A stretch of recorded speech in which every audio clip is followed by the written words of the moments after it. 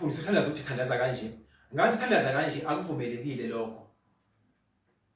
Umenzi wento zonke, umdali wento zonke uthandaza kanje. Uthandaza kanje usuke uzithela amandla, uzicisha i-energy, ukhulula idimoni lobumnyama ukuthi malehlele kuwe.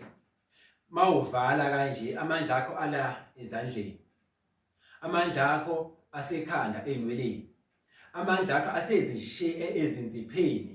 Amandla akho asezinyaweni. Even ukuthwebula, thatha inyawo zakho, thatha inzipho zakho, thatha inwele zakho. So wena uthandaza uthi kwehla umoya womnyama yasondela amadimoni ayadla. Ingakho esikoleni wawuthola ubani kuthiwa izingane ziyaheyiza, kuthiwa sinosathani nzima. Ingoba esikoleni sifundisa ukuthandaza kuthiwa thani. Ubona sifundisa ukuthandaza kanje abanye bathi umsana mare. Mawungena esontweni eSan John ubabona abantu bakhona bethi ngena nami uNkulunkulu kaBaba Masango. Kwehla idimoni leso sikhathi leso. Khonza idimoni athi ungena uyokwenza leyo nto leya ngithi. Kunamadimoni esontweni. Ingakho uthola abantu ukhona abacabile esontweni bebheme izizwe.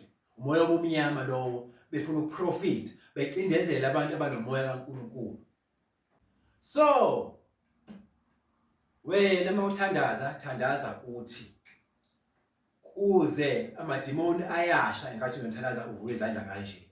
Musukuthandaza uthi uzincisha i-energy, amadimoni athola ithuba lokuthi akuncele, akuthene amandla, ngeke ukwazi ukuxhumana noNkulunkulu akuphendule uma uzithandaza kanje.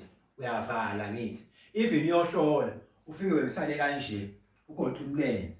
Uzokutshela umthandazi athi masugoqa imlenze into engibhekela yona ngeke izivele because wena uyavala kwehla idimoni lobumnyama noma ugoqa izandla kanje akuvumelekile.